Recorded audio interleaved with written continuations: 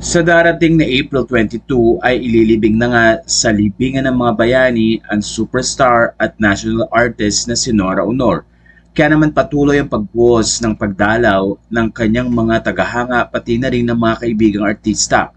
Ilang mga photos ang lumabas na kung saan ay makikita sina Maricel Soriano, nandoon din sina Tessie Tomas at masayang binati nga ni Janine Gutierrez ang Diamond Star na si Maricel. Makikita ang yakapan at patuloy na pagkukwentuhan ni Lotlot at ni Miss Maricel Soriano. Sa photo ay makikita rin ang singer na si Nonny Zuniga, katabi si Tessie Tomas, Maricel Soriano at nandoon din si Lotlot. Ayon sa mga fans, kitang-kita ang kalungkutan at pakikiramay ng mga artista sa pagkawala ng isa sa pinakamahuhusay na artista ng ating bansa at naging magandang ehemplo nga sa mga bagong artista at nagbukas ng maraming opportunity upang magkaroon din ng pagkakataon na makasali ang pelikulang Filipino sa ibang bansa. Ayon sa mga fans, tunay na mamimiss nila ang husay ni Miss Nora Aunor sa kanyang pag-arte lalo na sa pelikula.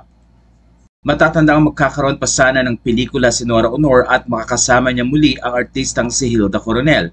Ayon sa direktor na si Adolfo Alex Jr., sinusubukan ni Nora Aunor na magpagaling para makapunta nga sa taping at magawa ang movie kasama si Hilda.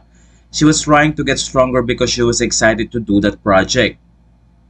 Kaya naman marami ang nalungkot dahil sa pagkakataong ito ay makakasama nga uli ni Nora Aunor ang artistang si Hilda Coronel na minsan na niyang nakasama sa pelikula. Matatanda ang ayon sa mga pahayag, pumanaw ang aktres dahil na rin sa respiratory failure noong April 16 sa edad na 71.